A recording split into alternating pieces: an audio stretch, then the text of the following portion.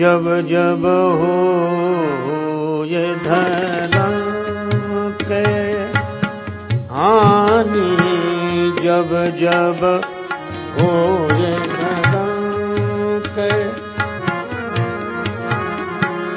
जब जब हो ये धर्म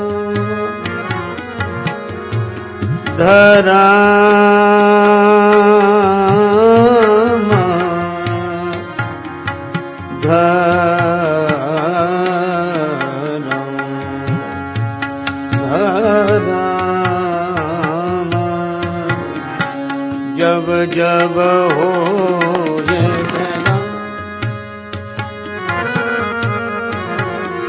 बाढ़ई असुर अधम अभिमानी,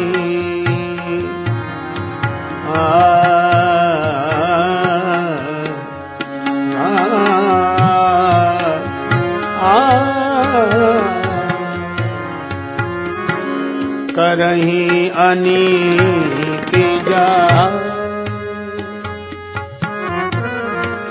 जाई नहीं बरनी,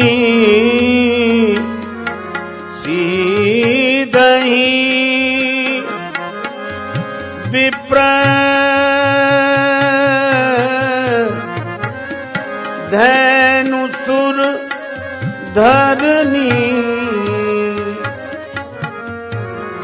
तब तब धरि हरि, तब तब प्रभु धरि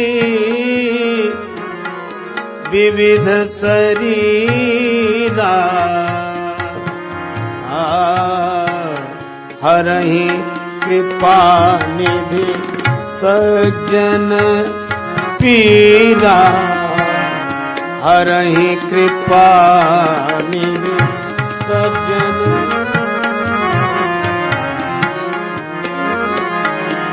कृपा निधि सज्जन, असुर मारि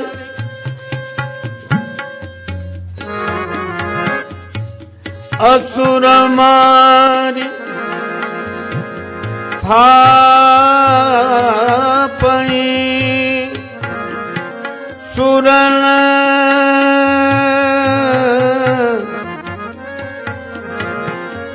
राखही निज श्रुति से तू, जग विस्तारहि विशद जस श्री राम, जन्म कर हे तू, जब जब हो ये धर्म के हानि, जब जब हो ये धर्म के हानि, जब जब हो ये धर्म के, जब जब हो ये धर्म के, हो ये धर्म के, हो ये धर्म।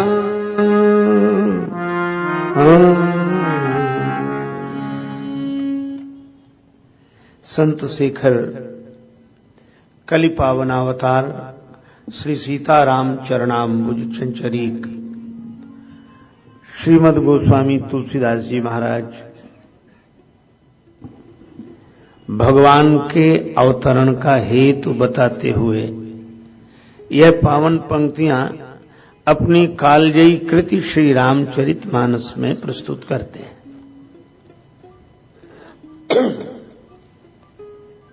जिसका आशय है जब जब धर्म का ह्रास होता है, अधम अभिमानी राक्षसों की वृद्धि होती है और वे दुराचारी अपने अत्याचारों के द्वारा जब ब्राह्मणों को, गौ माता को, पृथ्वी को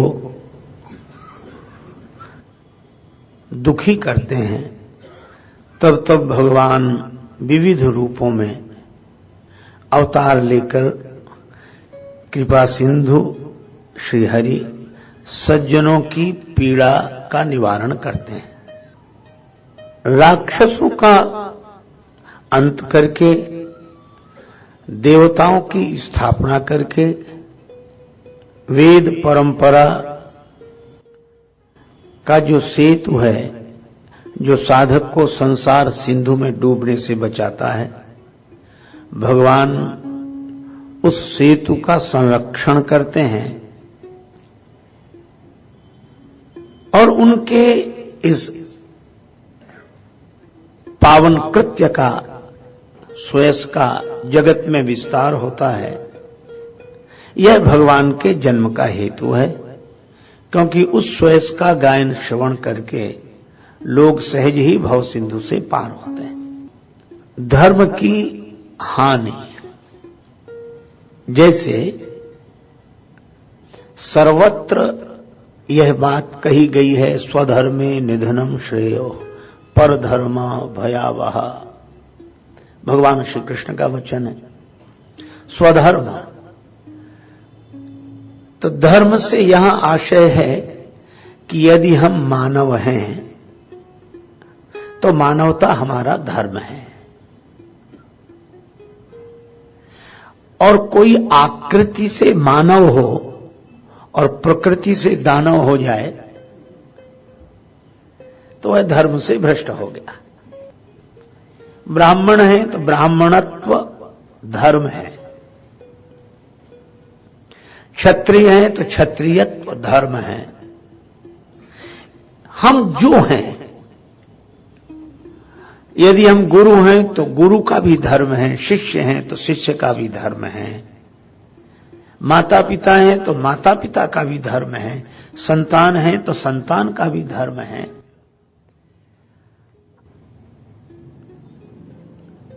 हमारा होना ही यह सिद्ध करता है कि हम अगर कुछ हैं तो कोई ना कोई हमारा धर्म है। पर कठिनाई तब होती है जब हम तो होते हैं पर हमारा धर्म हम में नहीं होता। गुल में गर निगहत नहीं तो कुछ नहीं, दिल में गर उल्फत नहीं तो कुछ नहीं, आदमी में हजार जौहर हो तो क्या, आदमियत नहीं तो कुछ नहीं। आप इस दृष्टि से विचार करें तो रावण में इतनी विशेषताएं हैं जो अन्यत्र दुर्लभ हैं।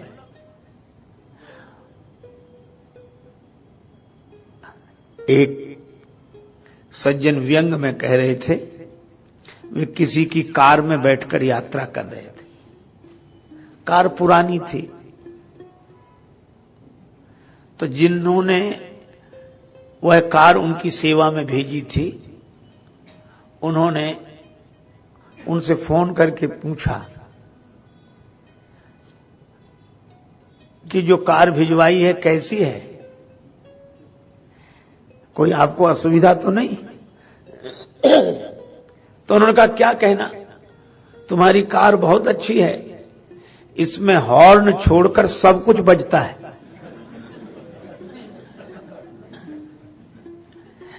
जो बजना चाहिए वही नहीं बजता, बाकी सब बजता है। अब आप उस कार की कल्पना कीजिए जिसका हॉर्न छोड़कर बाकी सब कुछ बजता हो। बस ऐसा ही प्रकार रावण का था, उसमें सारी विशेषताएं थी, केवल धर्म छोड़कर। धर्म छोड़कर सब कुछ था। और उसने प्रयास भी यही किया कि कोई धर्मात्मा न रहे, कोई धर्म का पालन करने वाले न रहे। अच्छा, किसी का कोई धर्म नहीं होगा, कोई भी धर्म का अपने कर्तव्य का पालन नहीं करेगा, तो आप ऐसे समाज की और संसार की कल्पना कीजिए। इसलिए धर्म महत्वपूर्ण है।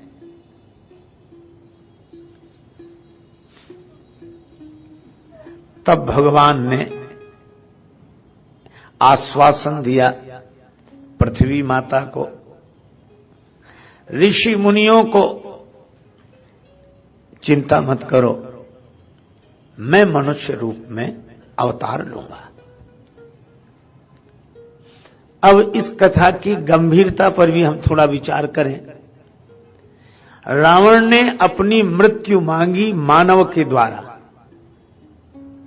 लेकिन एक बात और भी साथ जोड़ी, बानर मनुज जाति दुई वारे, बंदर और मनुष्य के हाथ से मरो। अब इसमें संकेत बड़ा अच्छा है।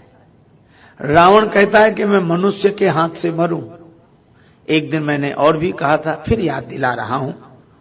रावण है दानव और वह सोचता है कि मैं मनुष्य के हाथ से मरूं। इसका अर्थ है कि दानवता जब मिटेगी मानवता के द्वारा ही मिटेगी, मानव के द्वारा। पर यहां जो दूसरी बात है उस पर भी ध्यान दें, बंदर और मनुष्य। इसका अर्थ हुआ ऐसा मनुष्य जो बंदर का स्वामी हो और बंदर जिसका सेवक हो। तो अब इसका अगर काव्यात्मक ढंग से अर्थ न लिया जाए तो क्या मनुष्य की पूर्णता के लिए एक एक बंदर पाला जाए? नहीं भाई, बंदर बाहर से लाने की जरूरत नहीं है। एक एक बंदर तो प्रत्येक मनुष्य को मिला है और वो भीतर ही रहता है। अच्छा, वो ऐसा विचित्र बंदर है को भीतर रहकर भी कभी भीतर नहीं रहता। अगर वो भीतर रह जाए तो समस्या का समाधान ही हो जाए, और उस बंदर का नाम मन है। ये रहता भीतर है फिर भी भीतर नहीं रहता है। इसी को श्री कबीरदास जी ने अपनी शैली में कहा। एक देवी कह रही थी, सैया निकसी गए मैं ना लड़ी थी, सैया निकसी गए मैं ना लड़ी, मैं ना लड़ी थी, मैं ना लड़ी थी, सैया निकसी गए मैं ना लड़ी, मैं ना लड़ी। मानो किसी घर में झगड़ा हो गया तो महिला अपने पति की शिकायत कर रही कि मैंने उनसे झगड़ा भी नहीं किया तो भी वो निकल गए। ये किसी घर का झगड़ा नहीं है, यह अपने ही घर का झगड़ा है। और ये शिकायत करने वाली कौन है? कि ये बुद्धि है। और शिकायत किसकी कर रही है? मन की। बुद्धि कहती है कि मेरा मन से कोई झगड़ा भी नहीं था, लेकिन तो भी ये बाहर चले गए। अच्छा, बाहर चले कैसे गए? तो बुद्धि कहती है कि मन किसी भी रास्ते से बाहर जा सकता है। विडंबना क्या है इस शरीर के साथ? रंग महल के 10 दरवाजे, रंग महल के 10 दरवाजे, ना जाने खिड़की कौन सी खुली थी राम, सैया निकसी गई मैं ना लड़ी थी, सैया निकसी।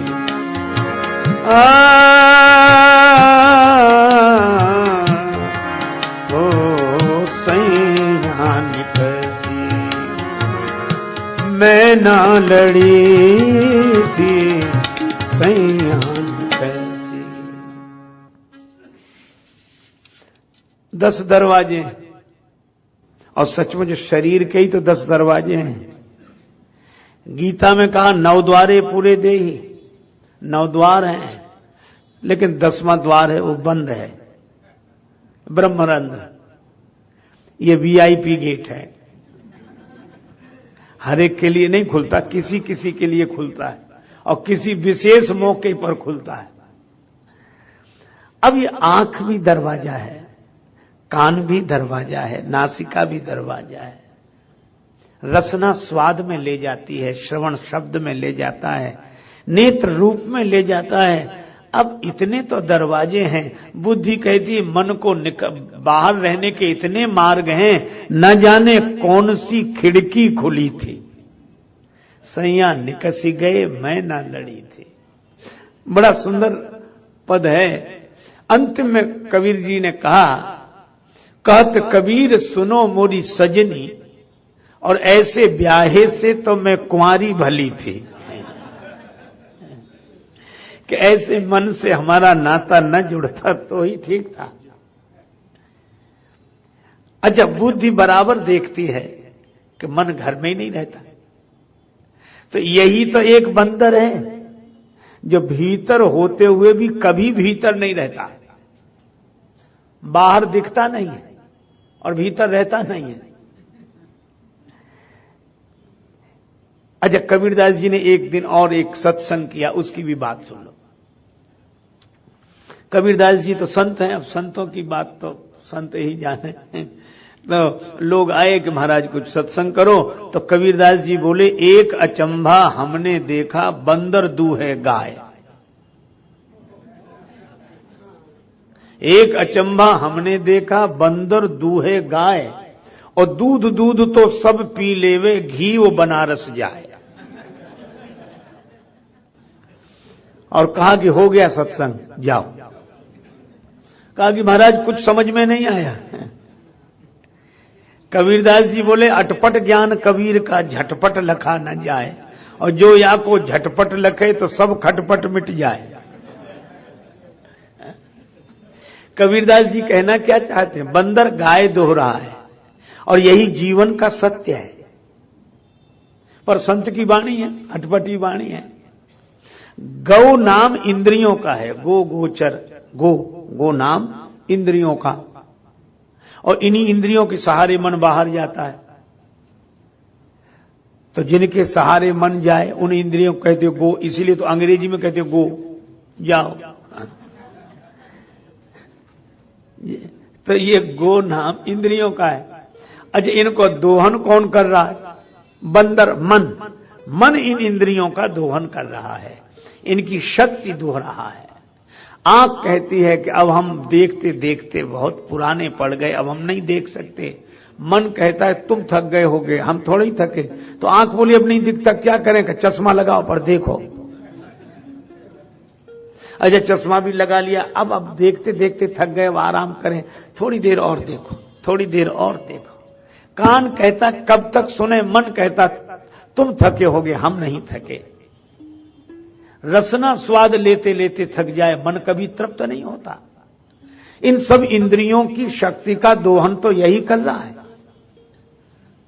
बंदर दूहे गाय, यही हो रहा है। बंदर गाय दो रहा है, अर्थात मन इंद्रियों की शक्ति का दोहन कर रहा है। और दूध दूध तो सब पी लेवे, घी वो बनारस जाए। दूध माने इंद्रियों की यौवन शक्ति, और यौवन की जो शक्ति है वो तो ये सब पी लेता है।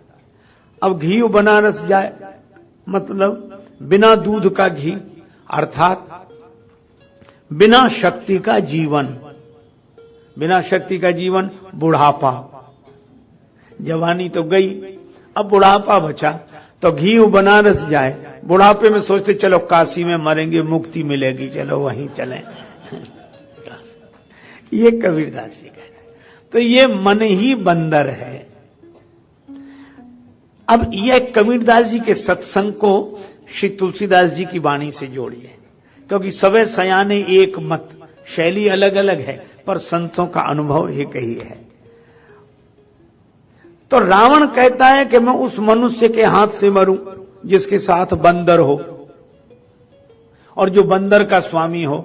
इसका अर्थ यह है कि मानवता तब विकसित होगी जब हम मन के बस में न हो, मन हमारे बस में हो, तब हम मानव हैं। जब मन हमारे बस में, हनुमान जी सेवक हैं, बंदर सब सेवक हैं और राम जी स्वामी हैं। जब मन और इंद्रियां हमारे सेवक हों और हम उनके स्वामी हों, तभी हम मानव धर्म का पालन कर सकते हैं। तो रावण ने जब कहा कि मनुष्य के हाथ से मरें, तो किसी ने कहा कि बड़ी आसान मृत्यु मांग ली। रावण ने कहा कि आसान मृत्यु नहीं है। क्यों नहीं है? क्योंकि मन को बस में करने वाले मनुष्य मिलने ही कठिन होंगे। फिर भी कोई ना कोई तो मानव रहेगा। रावण बोला पहले तो इस तरह के कोई होंगे नहीं, और जो होंगे उनको हम मानव रहने नहीं देंगे। और इसीलिए मानव धर्म का पालन तो तब करे जब धर्म की बात सुने। पर रावण ने ऐसा किया, अस भ्रष्टाचारा भा संसारा, धर्म सुनिए नहीं काना। अस भ्रष्टाचारा भा संसारा, धर्म सुनिए नहीं काना। अस भ्रष्टाचारा भा संसार,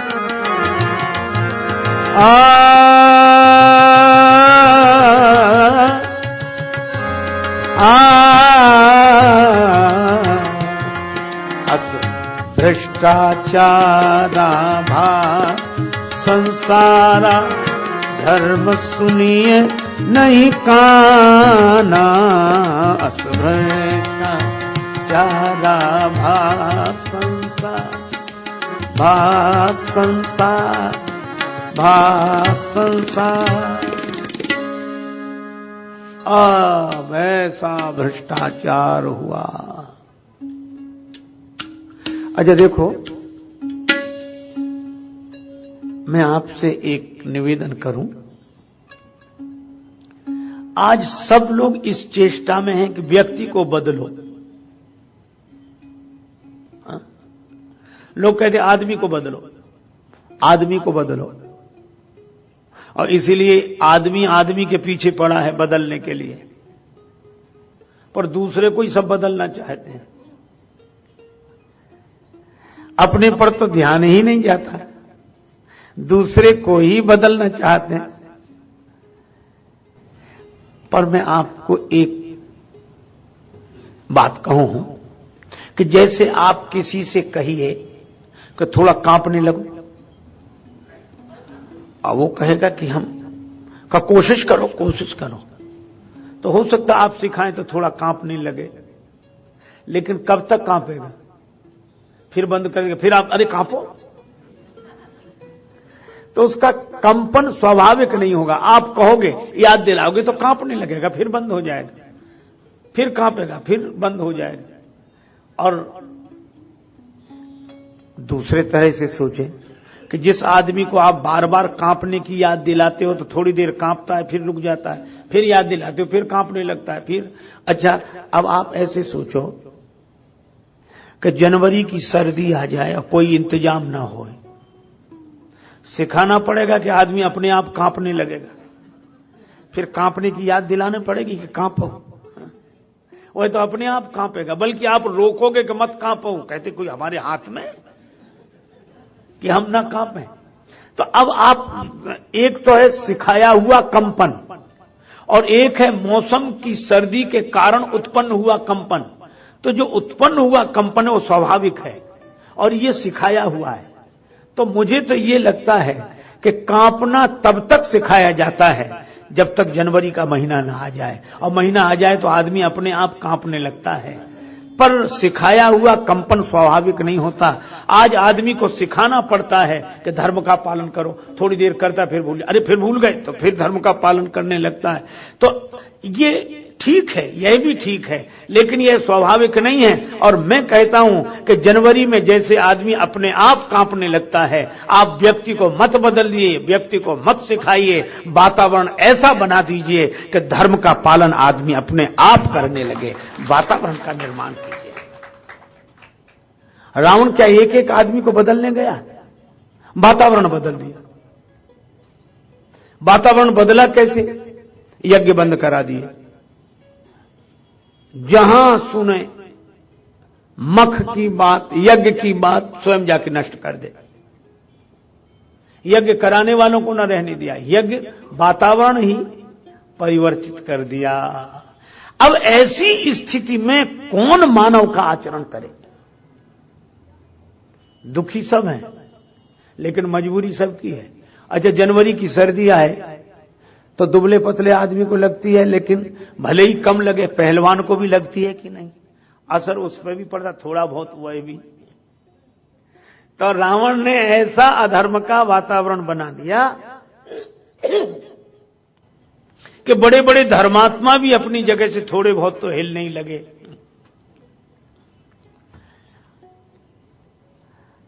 तब मनुष्य बनकर रहना कठिन हो गया। लेकिन भगवान ने कहा कि मैं मनुष्य रूप लेकर आऊंगा। इसका अर्थ क्या? इसका अर्थ यह है कि रावण के राज्य में मनुष्य बनकर रहना इंसान के बस की बात नहीं, भगवान के ही बस की बात है। इसलिए राम जी भगवान है। राम जी ने कहा मैं आऊंगा। जनि डर पहु मुनि सिद्ध सुरेसा, तुम ही लागे धरि हो नरवेसा। अंसन सहित मनुज अवतारा, लइहूं दीन कर वंश उदारा। लइहूं दीन कर वंश उदारा। लइहूं दीन कर वंश उदारा। अब भगवान ने आश्वासन दिया। अच्छा, किनके यहां आने का आश्वासन दिया? महाराज दशरथ, माता कौशल्या के यहां अयोध्या में।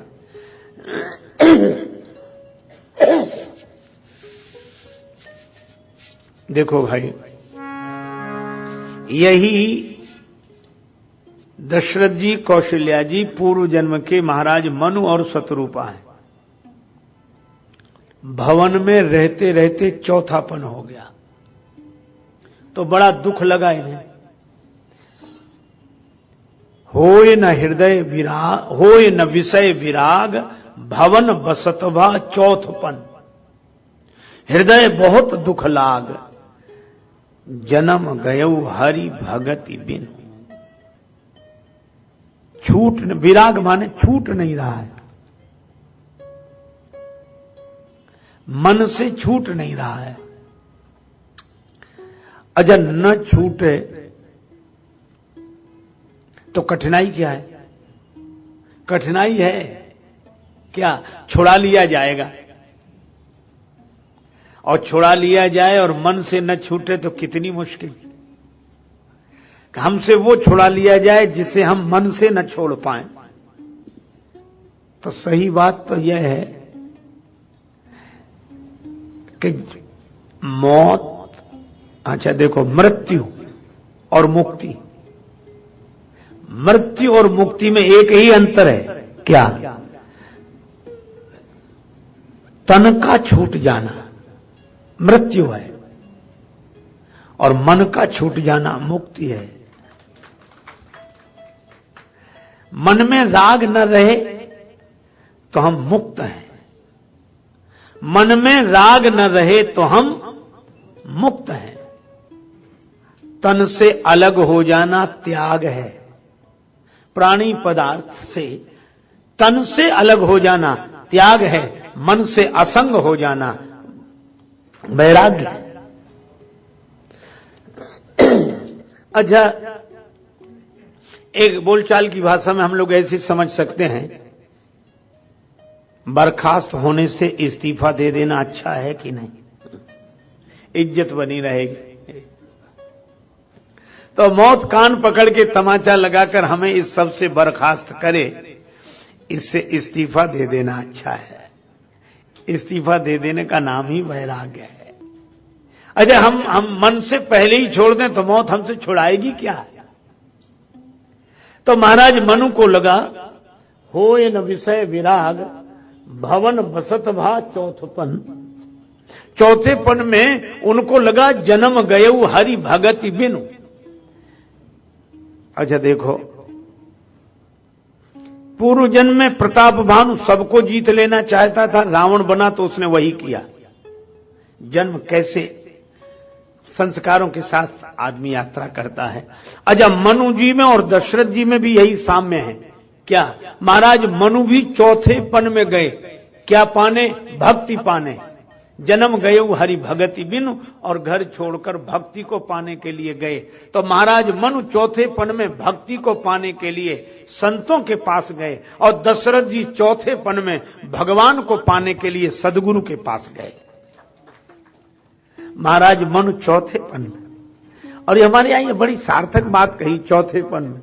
इसका अर्थ है कि चलो और नहीं तो कम से कम चौथेपन में तो, जैसे रात के चौथे पहर में जाग जाते हैं, रात बीतने के पहले जाग जाना, ये चतुर्थ पहर का जागरण है। और जिंदगी रहते हुए जाग जाना, ये चौथेपन का जाग जाना है। दशरथ जी गए गुरु जी के पास। गुरुदेव सब कुछ है, सब कुछ है,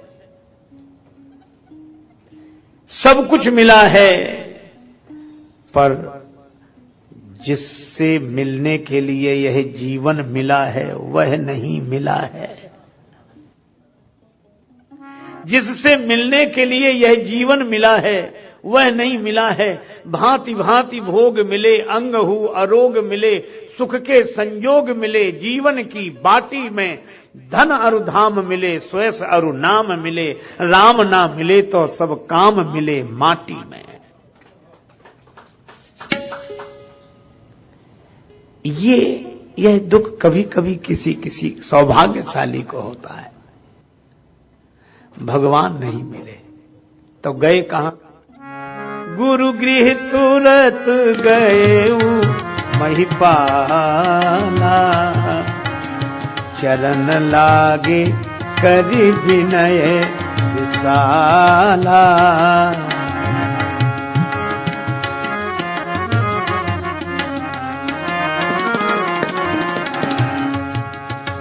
निज दुख सुख सब गुरु ही सुनाए, कहे वशिष्ठ बहु विधि समुझाए।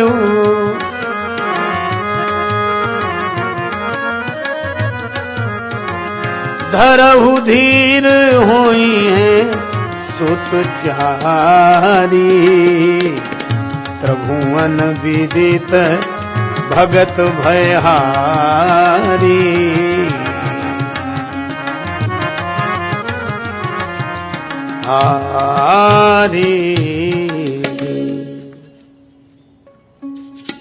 देखो भाई, हमारे यहां विभागों का बंटवारा हो गया है। कई बार लोग कहते हैं कि सरकार को इतना बड़ा देश चलाना है तो अलग अलग विभाग बांटती है। आपकी यह समस्या है तो उसके पास जाओ, यह समस्या है तो उसके पास जाओ। ऐसे ही हमारे यहां देवताओं के विभाग बटे हुए हैं। बुद्धि चाहिए सरस्वती माता के पास जाओ, धन चाहिए लक्ष्मी माता के पास जाओ। धन चाहिए तो लक्ष्मी माता के मंदिर में जाओ, बुद्धि चाहिए तो सरस्वती माता के मंदिर में जाओ, शक्ति चाहिए तो दुर्गा माता के मंदिर में जाओ। लेकिन एक बात मैं आपसे कहूं, शक्ति चाहिए तो दुर्गा माता के पास, बुद्धि चाहिए तो सरस्वती माता के पास, धन चाहिए तो लक्ष्मी माता के द्वार पर जाओ, है ना। बल चाहिए तो बजरंग बली के द्वार पर जाओ, और अगर भगवान चाहिए तो सदगुरु के द्वार पर जाओ। भगवान परम गुरु राम मिलावन हार, भगवान बिना गुरु के नहीं मिलते। गए दशरथ जी गुरु जी के पास गए। अच्छा, गुरु जी को अपना दुख भी सुनाया, सुख भी सुनाया। बहुत बार लोग अपना दुख तो सुनाते हैं, सुख छिपा लेते हैं। किसी को घाटा हो जाए तो मोहल्ले भर को सुनाएगा, और फायदा हो जाए तो किसी से नहीं, वो चलता रहता, वो कोई खास बात नहीं। पर गुरु जी को दशरथ जी ने दुख भी सुनाया और सुख भी। निज दुख सुख सब गुरु सुनाए हो, निज दुख सुख सब गुरु। कह वशिष्ठ आ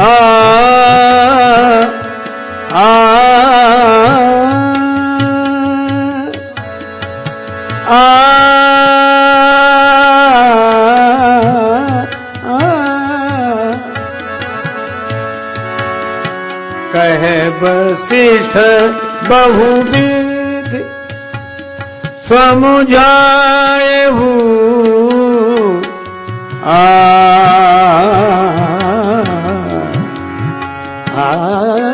निज दुख सुख सब,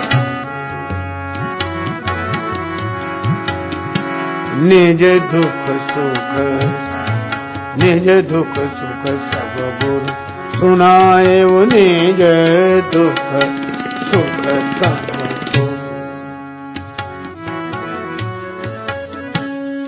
दुख भी सुनाया और सुख भी सुनाया। गुरुजनों से अपना दुख सुख सब सुनाना चाहिए। गुरुजी ने पूछा दुख क्या है? भगवान नहीं मिले। अच्छा, कई बार लोगों को यही बात समझे कि भगवान नहीं मिले तो दुख काहे का? भगवान नहीं मिले तो दुख काहे का?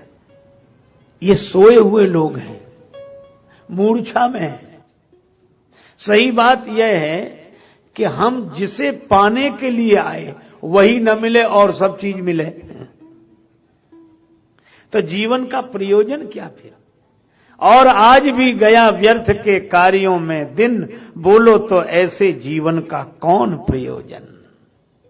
जिंदगी में जिंदगी का राज पाना चाहिए, जिंदगी में जिंदगी को मुस्कुराना चाहिए, जिंदगी में जिंदगी की शर्त अगर पूरी न हो तो जिंदगी को जिंदगी से रूठ जाना चाहिए। श्री रामकृष्ण देव दक्षिणेश्वर में निवास करते थे उन दिनों। पंचवटी में रात्रि को साधना करते, काली माता की स्तुति करते, प्रार्थना करते, और सायंकाल मंदिर में जब आरती का घंटा निनाद होता तो श्री रामकृष्ण रोते हुए धरती पर सिर रगड़ते, मां, मंदिर में शाम की आरती का घंटा बज रहा है, आज का दिन भी बीत गया, तू नहीं मिले, आज का दिन भी बीत गया। ऐसी पीड़ा, और उसी पीड़ा और छटपटाहट का परिणाम था कि उन्हें माता का दर्शन हुआ। उन्हीं रामकृष्ण देव से एक आदमी पूछने आया कि भगवान कैसे मिले, कैसे मिलेंगे भगवान? श्री रामकृष्ण देव ने कहा कि तड़पने से। तो तड़पना कैसा होना चाहिए? तड़पना, एक काम करो, क्या मेरे साथ गंगा जी नहाने चलो, बाद में बताऊंगा। ले गए। उस आदमी ने गंगा जी में जैसे ही डुबकी लगाई, श्री परमहंस रामकृष्ण देव ने उसके सिर पे हाथ रख दिया, बाहर नहीं निकलने दिया थोड़ी देर। अब बेचारा छटपटा गया, देखा कि अब ये सह नहीं पाएगा, हाथ हटा दिया, सिर बाहर आया। क्या कर रहे थे महाराज? आप यह क्या कर रहे थे? श्री रामकृष्ण देव ने कहा, तुम्हारे प्रश्न का उत्तर दे रहा था। बोले उत्तर दे रहे थे कि प्राण ले रहे थे आप? महाराज ये भी कोई उत्तर? अरे भाई, तुमने पूछा था ना कि छटपटाहट कैसी हो, बस जैसे जल से बाहर निकलने की तुम्हें छटपटाहट हो रही थी, ऐसी ही छटपटाहट जिस दिन भगवान को पाने के लिए होगी उसी दिन वो मिल जाएंगे, पर तड़प ऐसी होनी चाहिए। मोहन प्रेम बिना नहीं मिलता, चाहे कर लो कोटि उपाय। और वही हुआ। आहा, एक क्षण आया, दशरथ जी के जीवन में तड़प जागी, और जब तड़प जागी तो गुरु जी के पास गए। गुरु जी ने कहा कि धीरज रखो, दुख क्या है? भगवान नहीं मिले यह दुख है। भवन में सब कुछ है, पर संतान के बिना घर सूना, संतान के बिना भवन सूना, चाहे सब कुछ हो। इसी तरह जीवन में चाहे सब कुछ हो, संतान के बिना अगर भवन सूना है तो भगवान के बिना जीवन सूना है, चाहे सब कुछ हो। गुरुजी ने कहा कि धीरज रखो, धरहु धीर,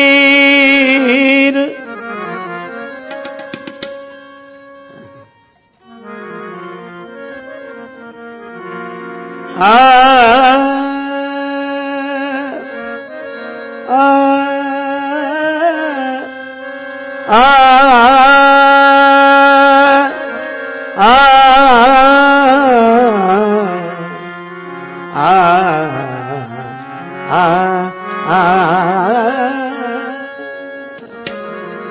धरहु धीर हुई है सुखचारी, धरहु धीर,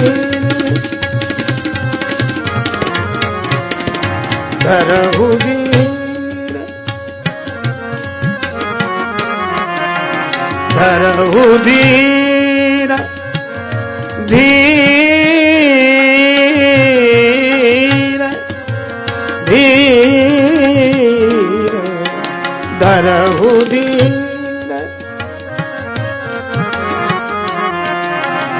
धरहु धीर होई है सुतचारी, धरहु धीर,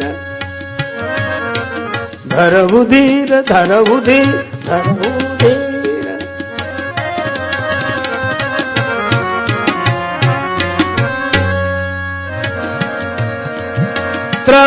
त्रिभुवन विदित भगत भयहारी, भयहारी,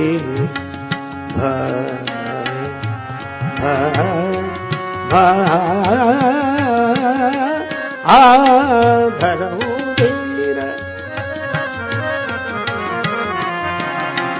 धरहु धीर, धरहु धीर, धरहु धीर। गुरु जी ने कहा धीरज रखो। दुख क्या है? भगवान नहीं मिले यह दुख है। तो गुरु जी ने कहा कि यहां आ गए तो भगवान तो नहीं मिले, पर सुख क्या मिल गया? सुख क्या मिल गया? सुख, भगवान नहीं मिले ये दुख है, पर भगवान से मिलाने वाले गुरु मिल गए यह सुख है। भगवान से मिलाने वाले गुरुदेव मिल गए यह सुख है। गुरु जी बोले धीरज रखो। और कब तक धीरज रखें महाराज? चौथापन आ गया। एक सज्जन एक भजन गाते थे, मुझे बहुत प्रिय लगा वो भजन। वो बिना साजवाज के गाते थे, क्योंकि उनकी आवाज ही ऐसी थी कि वो अपना मस्त थे। तो मैं उनसे वो भजन बराबर सुनता था। वो ऐसे ही गाते थे, न चंचल सदा जिंदगानी रहेगी, न राजा रहा है न रानी रहेगी। ये भजन सुनाते थे। और इसी में कहते, ये सिगरेट चिल में तमाशा व फिल्में, न यारों की महफिल सुहानी रहेगी। कहां कंस रावण, कहां कामी कीचक, मगर याद उनकी नादानी रहेगी। और उसी में कहते न कमलों पे हरदम मड़राएंगे भंवर, और न फूलों की बुलबुल दीवानी रहेगी। ये तो सब गाते, पर एक पंक्ति मुझे बहुत अच्छी लगती, मैं उनसे बार बार सुनता इसी भजन की। वो कहते बुढ़ापा जो आया कदम लड़खड़ाया, बुढ़ापा जो आया कदम लड़खड़ाया, तो खड़ी कब तक बिल्डिंग पुरानी रहेगी। दशरथ जी ने कहा आप कहते धीरज रखो, उनके आने का दिन नहीं आया और हमारे जाने का दिन आ रहा है, और आप कहते धीरज रखो। क्या कर? गुरुदेव ने कहा चौथाईपन तो है, एक क्षण काफी है। कैसे कैसे नजारे देखे हैं, कैसे कैसे नजारे देखे हैं, झूठे सच्चे सहारे देखे हैं, जिंदगी में जिंदगी की नदिया के खुशी गम दो किनारे देखे हैं। और जो कभी थे सितारे हिंद, जो कभी थे सितारे हिंद, उनके भी गर्दिशों में सितारे देखे हैं। और पास आने पे जो डुबो ही डालें, ऐसे भी कुछ किनारे देखे हैं। और बातों बातों में बात बन जाती, मुर्शिदों के इशारे देखे हैं। और सूखी देखी नहीं राजेश उनकी आंखें, जो भी बंदे तुम्हारे देखे हैं। मुर्शिदों के इशारे। गुरुजी ने कहा एक क्षण काफी है, चिंता मत करो, धरो धीर, तो हम भगवान मिलेंगे। अच्छा, तो तुमने कितने समय तक इंतजार किया? चौथेपन तक। और भगवान ने आने के लिए 3 बार कहा था, सत्य सत्य पन सत्य हमारा। उन्होंने 3 बार कहा पन सत्य है, सत्य है, सत्य है, और हमारा चौथापन आ गया, नहीं आए। 4 बार, अब भी नहीं आए। गुरुजी ने कहा तो चिंता मत करो, अगर परमात्मा ने 3 बार वचन दिया और चौथेपन तक इंतजार कराया, नहीं आए, तो ये महात्मा का वचन है कि चौथेपन तक इंतजार करने वाले के घर भगवान को अब एक रूप में नहीं 4 रूपों में आना पड़ेगा, एक एक पन के बदले में एक एक रूप। हुई है सुतचारी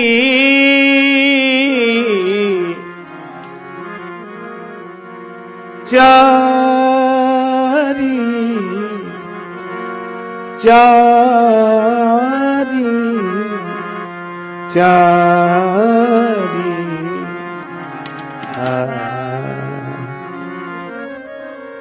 गुरुजी फिर मुझे क्या करना है? गुरुदेव बोले एक ही काम करना है, घर में बैठना है। अच्छा, ये घर में बैठना बहुत मुश्किल है। अच्छा, आदमी घर में कब बैठता? चलो ऐसे सोच लो, बैठ कब नहीं पाता। एक आदमी से कहा कि भाई घर में तुम कभी मिलते ही हो? क्या बताएं महाराज, इतना काम है कि घर में बैठे ही नहीं पाते। अच्छा, काम ज्यादा होगा तो आप घर में नहीं बैठ पाएंगे, काम ज्यादा होगा तो घर में नहीं बैठ पाएंगे।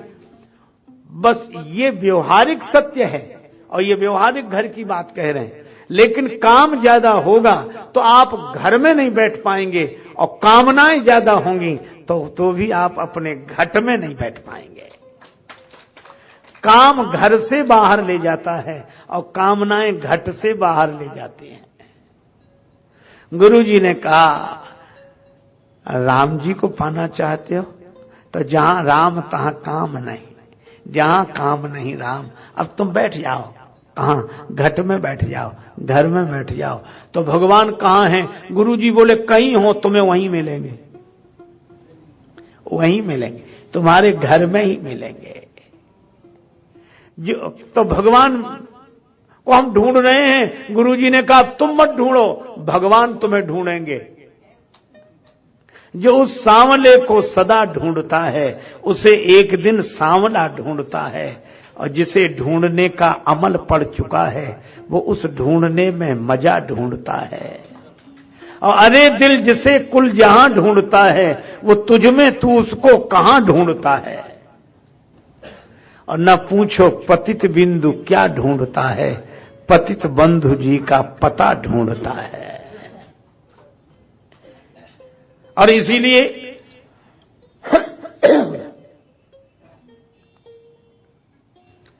दशरथ जी तो घर में बैठे, पर श्रृंगी ऋषि को बुलाया किसने?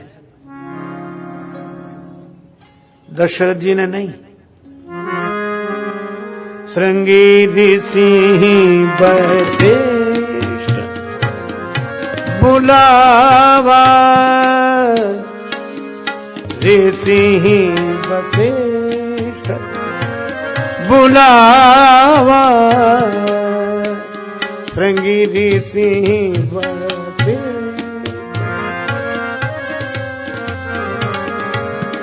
पुत्र काम शुभ यज्ञ करावा, श्रृंगी ऋषि वशिष्ठ बुला